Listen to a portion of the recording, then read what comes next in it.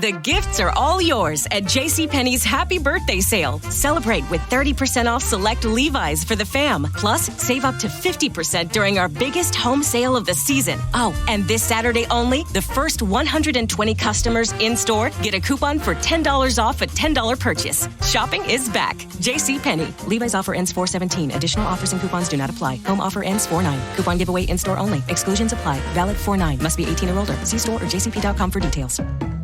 When you shop at Kroger, you can double your savings because every time you shop, you'll earn fuel points that will help you save more at the pump. So you'll enjoy lower than low prices at Kroger, plus fuel points on all your favorite items, which makes doubling your savings easy. Kroger, fresh for everyone. Fuel restrictions apply. See store for details. And right now, you can save when you shop your faves. Just buy 6 or more participating sale items and save 50 cents each with your card. Kroger, fresh for everyone. Welcome to Great Match Generator here on the Social Suplex Podcast Network. I'm your host, Danny Kugler, here with my co-host, Adam Yuri. How is it going, Adam? It's going good. Just got home from work. Well, in between. I just finished watching one of the best matches I think I've watched for this. We'll get into that later. But yeah, it's going good. Yeah, I thought this assortment of matches was pretty good, but let's talk about Wrestlemania Weekend first and all the surroundings behind it. How do you think Wrestlemania Weekend was? I work so much on the weekends, and Trish was in town last Monday and Tuesday, so I couldn't really request off the weekend too. So I got to see what all did I get to see? Bloodsport. The AAA show from WrestleCon, those were both great. I watched Wrestle Open from Beyond a little bit, kind of had that split screen with GCW. And then I watched most of ROH, and that's all I really watched. I watched ROH, I watched Bloodsport and the Lucha show, and then I watched both nights of WrestleMania and Stand and Deliver. I know I tortured myself, but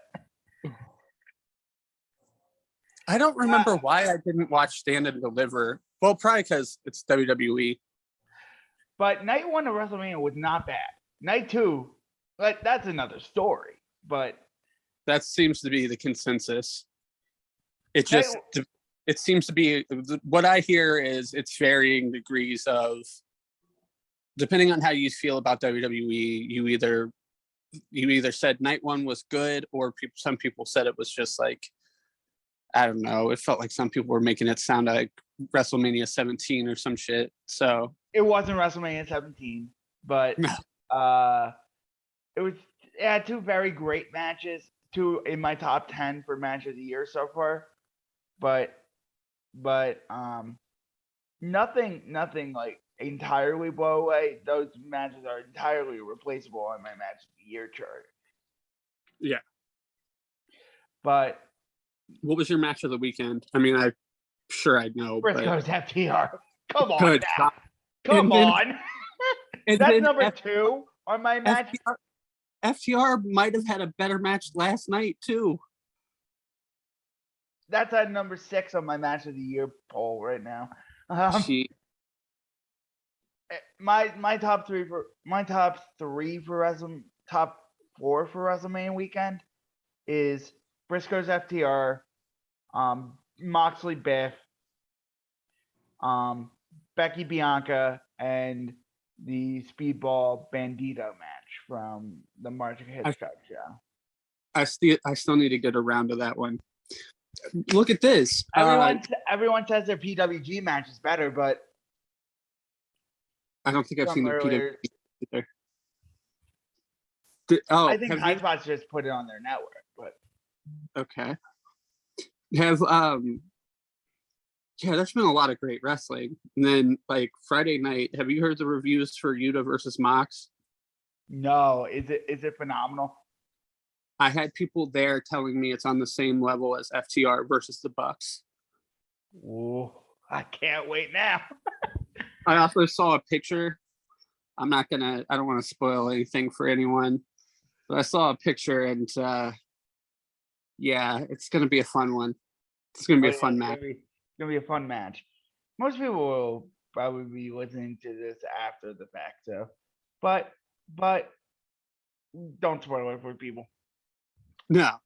But today's matches, that's a good sum up of current wrestling. But no shoot style today. Yay! Yes. I think we were worn out on the shoot style. I was.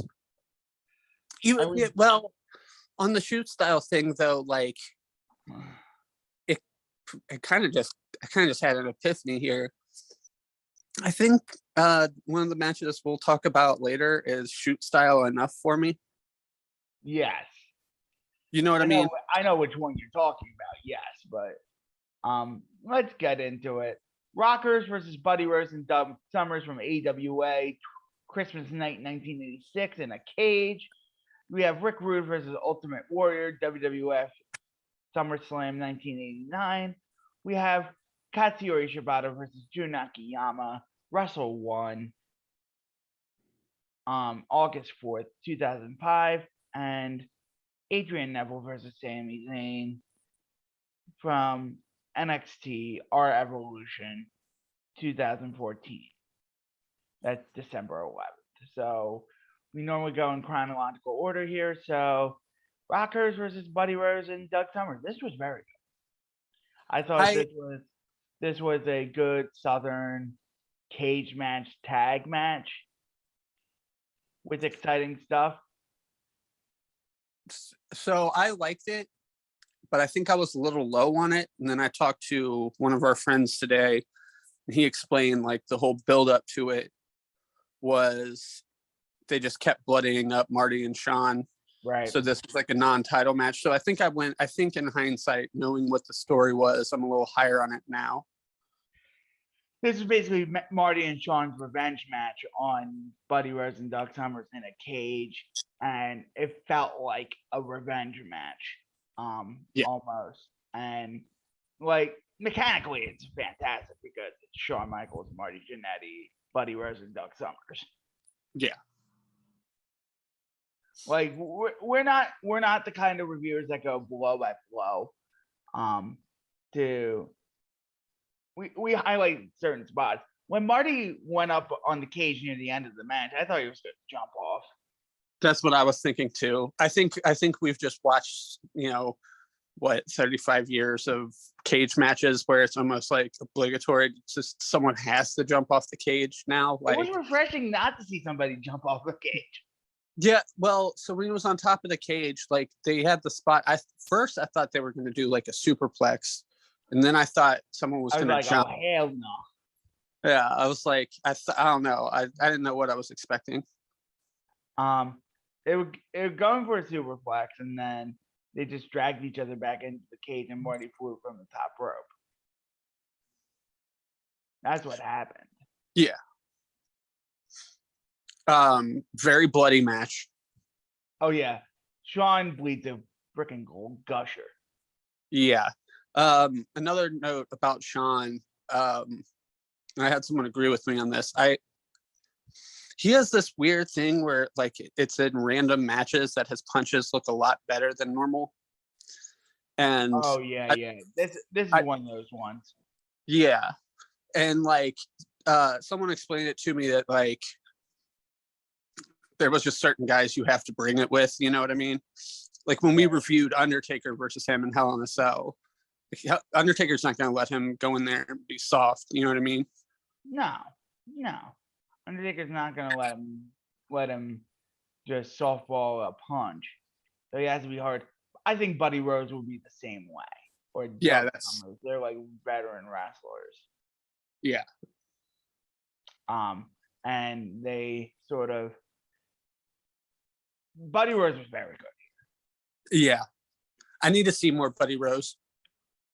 I do too for the GWE project as a whole because he is a contender. Greatest wrestler ever, Discord, by the way. Yes. But yeah, I really like this match. What did you give it? I think I'd go 4 1/4 in hindsight, knowing the story now. I think I went 4 1/4 as well. Let me find it. Search Sean.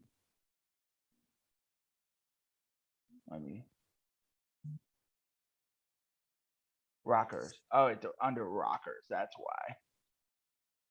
I gave it 4 1/4. Yeah, I I was thought trying to find that's what you said on the phone the other day. Yeah. I was pretty sure I gave it 4 1/4. I was looking for Shawn Michaels in my spreadsheet, but it's Rockers. But I thought Sean's selling here was excellent. Yeah. Sean was already a very good seller at his age in 1986. Yeah. He was really good. Not to say Morton Jannetty wasn't good. It's just Shawn Michaels is Shawn Michaels for a reason. Yeah. And then Cherry on the outside crying, hysterical wailing. Okay, so I'm weird when it comes to Sherry. Sometimes I find her to be like overbearing and not in like a Good heel way. heat. But sometimes I also just find her to be like awesome. She was pretty good on this one. Yeah, she was good here because she was trying to be sympathetic. So I really enjoyed that. Have you seen that Coliseum video? I don't remember which one. It's just a match where she's managing someone and the entire audio is just her yelling. Oh God. That might be There's no commentary or nothing. That is fantastic. Yeah. So we're both in agreement there, 4 1/4. Yeah. Let's go to our second 80s match here. SummerSlam 1989. Rick Rude versus Ultimate Warrior. And carry job is the word of the day.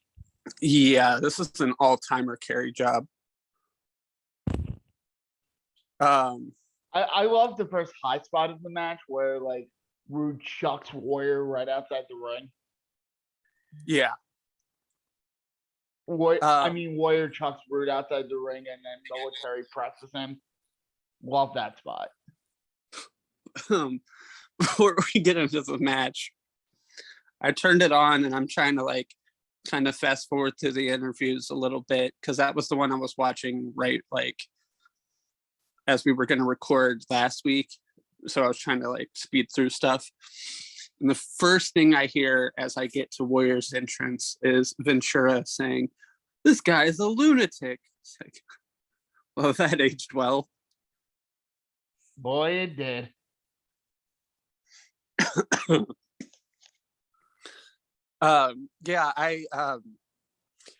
Brood was just so good here. And it didn't, I don't know, it didn't feel like the Savage matches where the Savage matches felt rehearsed. They're better. This one just felt like Rude, like just feeling the crowd. Yeah, Rude just felt it. Warrior hit a suplex, and I'm like, bruh. The German suplex? The German suplex. Okay, so here's two things that really happened back to back in this match. Roddy Piper comes out and moons Rick Rude, and then Ultimate Warrior hits a German suplex. And then Rude goes for a pile driver like later on in the match, but in reality it was a Gonzo bomb. Yes. I thought that was fantastic too. Rick Rude versus Ultimate Warrior, King's Road. It was King's Road. Shoulders, and that would lead to the finish. Shoulder tackle, and Rude launches himself, press slam, and then Warrior splash. 1, 2, 3. Yeah. And even on the review, Superstar Sleaze was like, I felt like I was watching All Japan at the end. And it was like, what's this, King's Road? Oh, I didn't even really think about like the German and the Gonza Bomb in the same match. Kings Road Ultimate Warrior.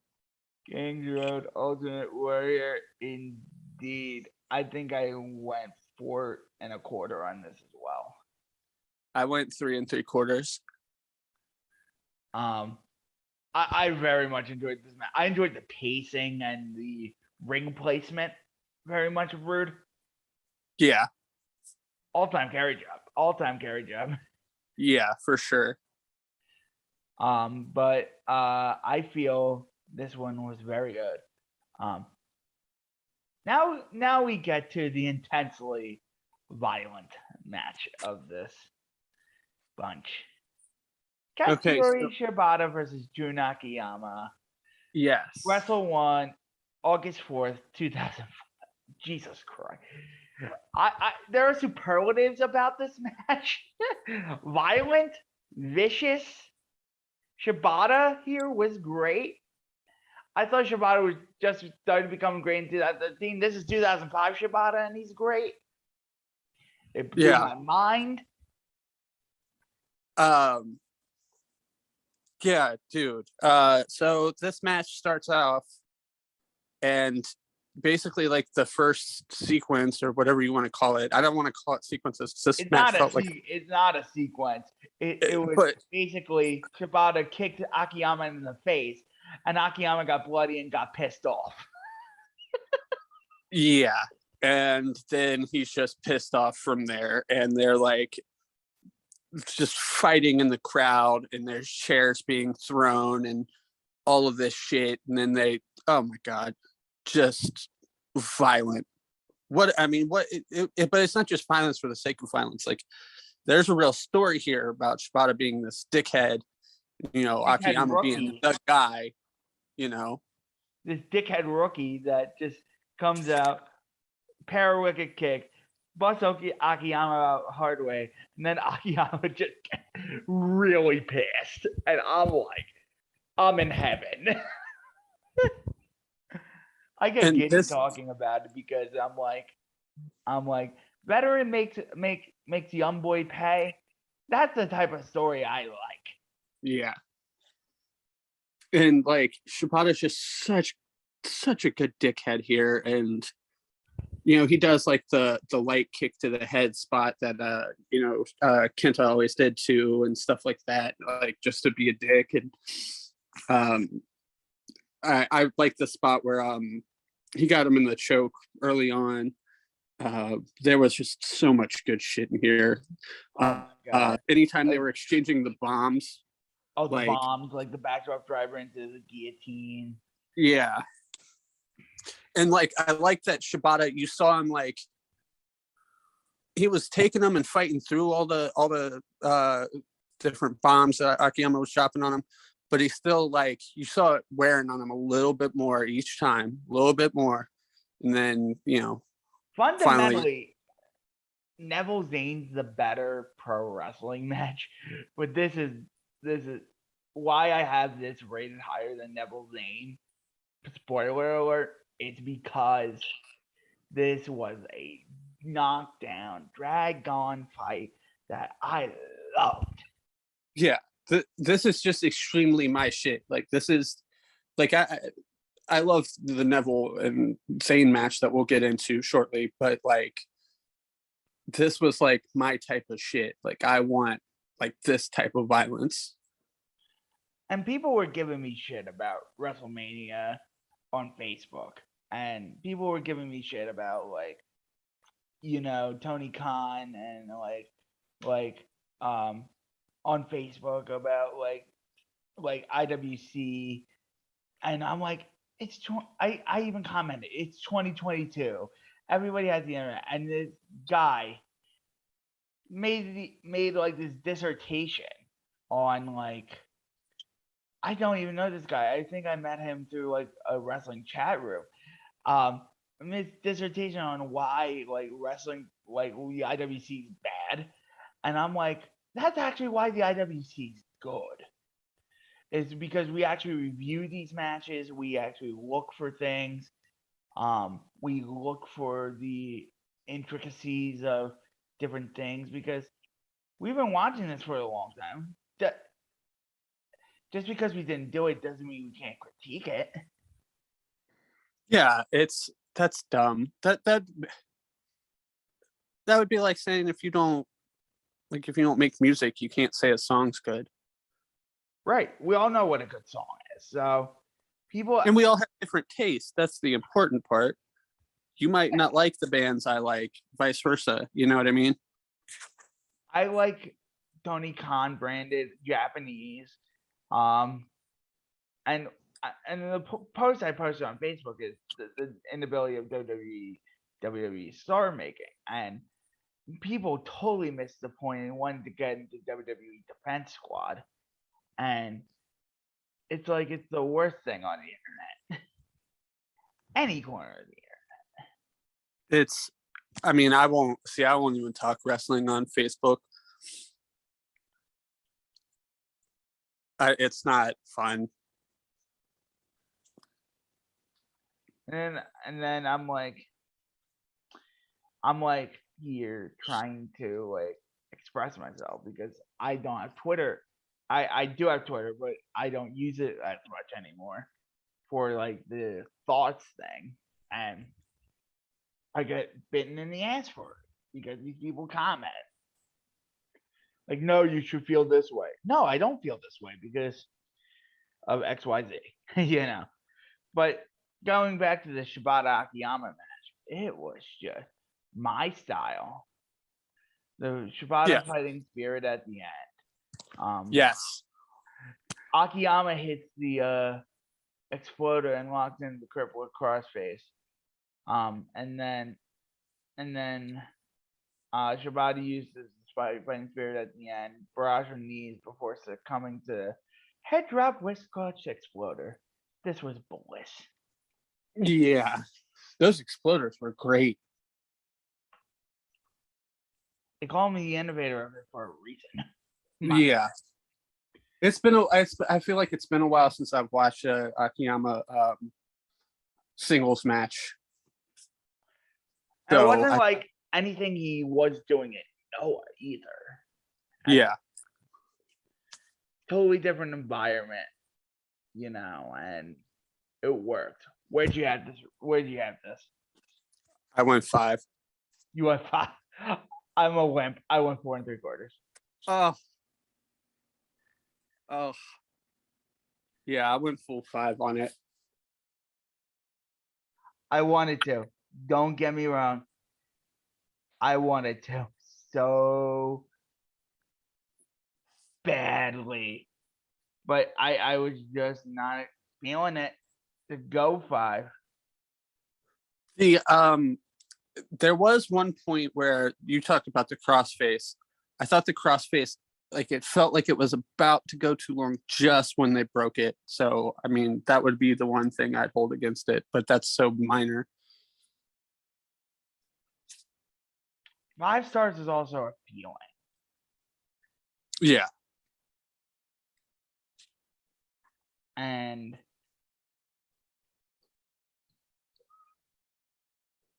you know,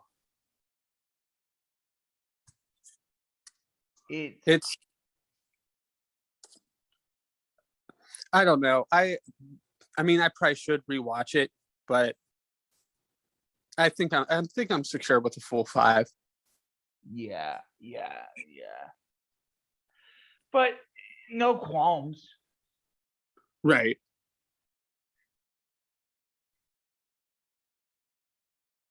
No, I have no qualms about that. Let's go to Neville Zayn. Classically, this is a better pro wrestling match than Shibata Akiyama. Yes. Really good action throughout. This is like what you call like a pro wrestling, like, I don't like the term Matt Classic, but you know what I mean. Like, this is a perfect professional wrestling match, basically, like, without like any of the extra stuff from the last match that made me like that match more than this. Right. I think you I had to be transplanted into that time to really think this match is transcendent. Yeah, it's weird because like there's just been so many takeovers now where you've seen takeovers and AEW where you've seen. I mean, even WWE kind of started moving to a more work rate heavy style for a bit there. Yeah. It's just I've seen, not that I've seen too much, you know, it's not even that. It's more, I had to be transplanted at that time to feel that emotion again of Zayn winning the belt, that chase. Yeah. And like, I mean, like I found myself not as invested in like some of the spots they were doing with the belt, you know what I mean? Where they were doing like teasing belt shots and stuff like that. And Like for example, I think an emotion-based pick for match of the year this year is going to be Will Ospreay versus Michael Oko. I think it's a very comparable match to this match. I went 5 on Will Ospreay, Michael Oko. I still haven't seen that one either. It's phenomenal. Will Ospreay puts in a phenomenal performance on the British stage, his home stage, and you're almost floored by how Will Ospreay does it. You're almost floored. Granted, he has a dick, and granted he's this and that, but I wasn't going to take it there. But I'm floored at. Many people don't like Will Ospreay for personal reasons, and I get that.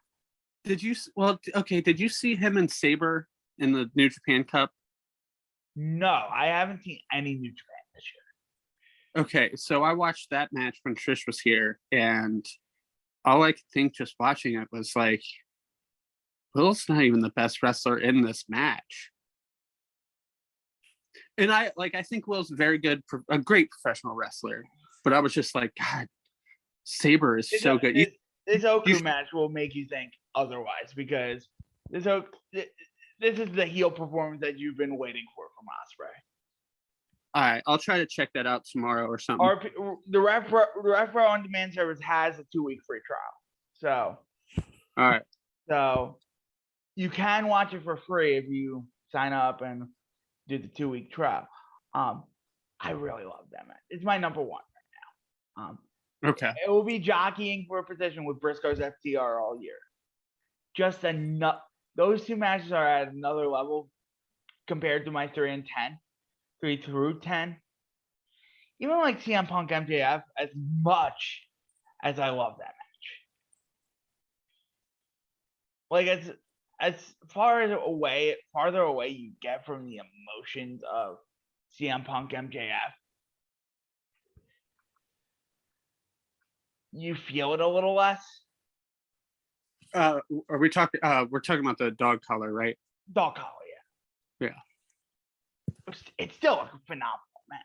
Yeah. For some reason, my brain went to the Dynamite match for some reason. Dynamite match is on my top 10 too. Yeah, it was really good.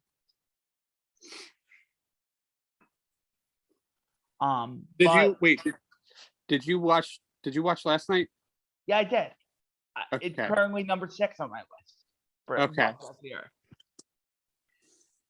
I had to do an adjustment after I made the list, because I had Bailey Bandito at 10, and I didn't knock Bailey Bandito off. I said on the comment page on my Facebook, I was like, "Welp, Bailey," and on the BOW Discord, I was like, "Welp, Bailey and Bandito is off the list now." Yeah. So, but we're really here to talk great wrestling, and whether it's current or otherwise, I went 4.5 one. There's nothing more you can say about it. Yeah, I went 4.5. It was, again, I don't know. I feel like the way we talked about it, people would think we're like, oh, like kind of shitting on it. And we're like, no, it's just a little bit lower than the match I gave 5 stars. Yeah, that's the thing. And like I've been doing clips for the show, and like the Shibata Akiyama segment definitely going to be a clip because that's us gushing over something. And How we many haven't had, how many matches do you know? Like, I was trying to think of it, and like, I don't know, I was kind of tired, and I just got off work. But like, how many matches do you know where someone just gets hard weighed like 30 seconds in? not that many. That's not a lot. I was The like, Brock Orton match, yes, okay, I remember that one, but yeah, that wasn't even 30 seconds then. no, But you know, wrestling's supposed to make you feel, and I think people get away from that object of wrestling supposed to make you feel. And moves are cool. Moves are cool. I like moves. I'm more of a moves guy than a lot of other people in like the GWE Discord and stuff like that. I like the athletic endeavor because I come from more of a sports background. But and that does factor into what I rate more favorably than others. So the athleticism has to be used, right, for me. You know what I mean? That's, I guess I'm getting to what you're saying. There's got short there. Someone was just telling me the other day they think Seth Rollins is a better wrestler than Moxley because he's more athletic, and that seemed to be the whole argument. And I'm like, Seth hasn't been that good since the knee injury, and he couldn't have the match with Biff that Mox just had. He couldn't have the match with Yuta that Mox is going to have tomorrow night. He had the match with Cody. I'll give Seth a feather in his cap there.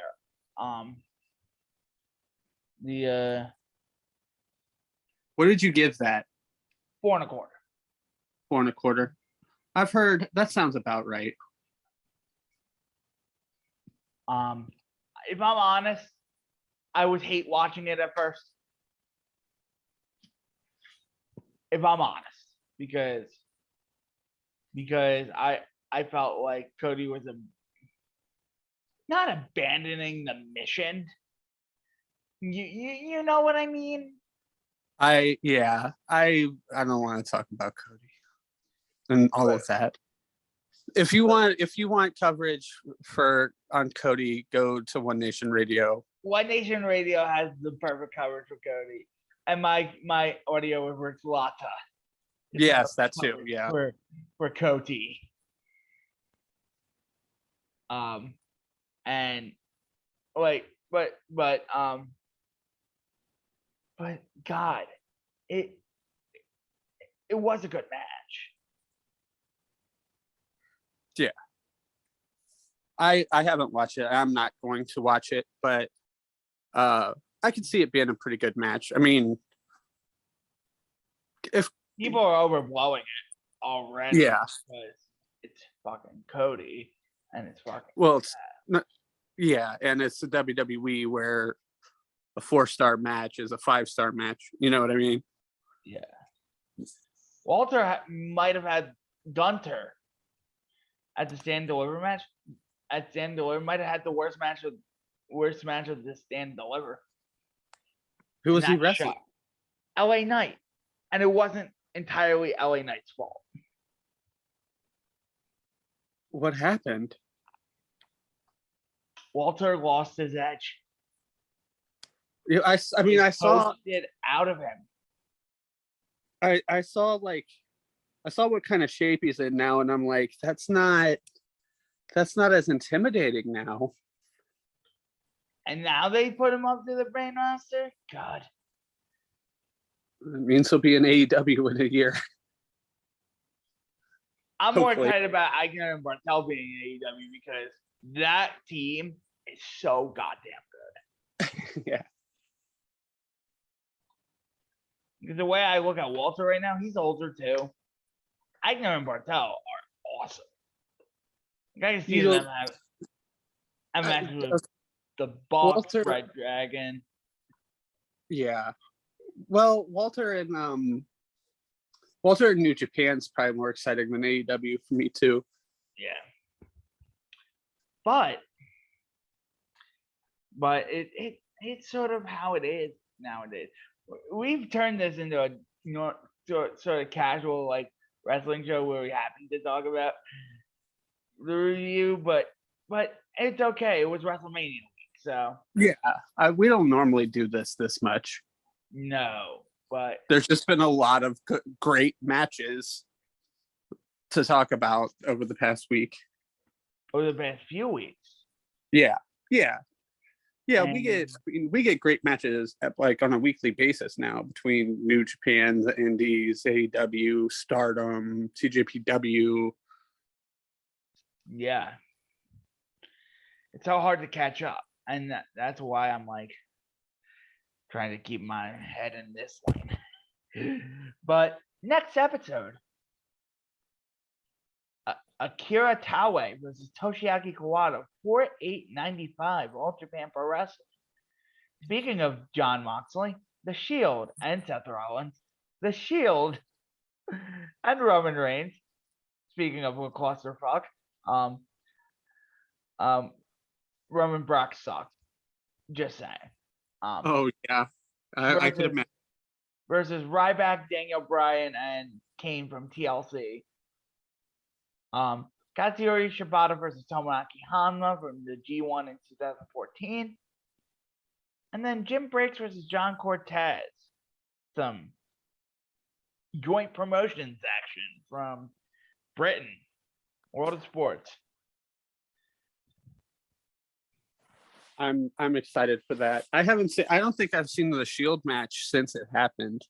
Now, I mean, speaking of great tag teams in AEW, Moxley and Bryan, man. Oof. Them being on opposite sides here. Yeah. Moxley and Bryan are awesome. But, yep. That's how it is here. Plugs. I changed my Twitter handle, I think, since the last time we did the show, at Adamiri NTWF. Shout out to my Discord server. Shout out to everybody. Yeah. That's it. All right. Not Toxic Wrestling Fans Discord, message Adam if you want to be a part of that. Yeah, we do a bunch of watch alongs. We got someone's doing some Stardom shows for us. We got Wrestling Open from Beyond Wrestling. We had we look like ESPN or we look like NFL Red Zone during most of WrestleMania weekend. Yeah, so just hit me up if you need an invite. Yeah, I'm up. His DMs are open. My DMs are open, but I'm probably not gonna get him to get to it until I post the show. Socialsuplex.com. We have great podcasts on the Social Suplex Podcast Network. The Grave Consequences podcast, where they review Lucha Underground. Keeping It Strong Style, Jeremy and Youngboy Josh Smith review New Japan, One Nation Radio. They had their WrestleMania 38 review. They were just joined by Tanya Rogers of Suplexes and Shea Butter. And they did WrestleMania Day 1 and Day 2. And they did UNC Packing Up with Coach K. AEW Match Guy, Sir Samuel gets it in. Sam Brown and Craig getting in on the AEW stuff. And a lot of things more. All Things Elite with my boy Floyd Johnson. I'm giving all the shows a shout out. And then, of course, Great Match Generator, where you can listen to us review great matches. And we're starting to get our clip game on now. I figured out a way to do clips. Rich uploads them to the Social Suplex Podcast Network YouTube page, which is a thing. So it's a lot of fun on the Social Suplex. Social Suplex also has a Discord. Hit me up for an invite there. GWE Discord. And I gotta find the greatest wrestler ever Twitter account, twitter.com. GWE greatest Project GWE is the Twitter handle. They have an invite. I'm probably going to post the invite on the thing. We do watch parties every Saturday.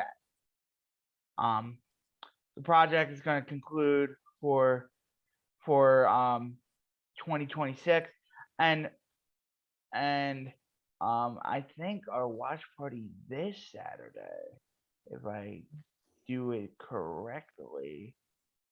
I'm sorry if I'm all over the place, but I feel like I am with the plugs because I want to get the show longer. It is watch parties. We do Joshi night. We do.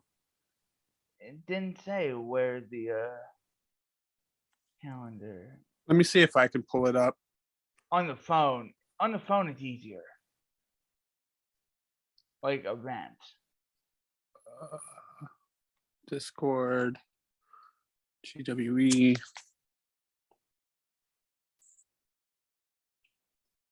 I'm not seeing anything for events. I got it. We're stalling right now. LOL. It's fine. But you can go to the Discord over at GWE for more information on the watch parties and stuff like that. Also, you can follow me on Twitter at DJZKooks. I'm not really on there much anymore.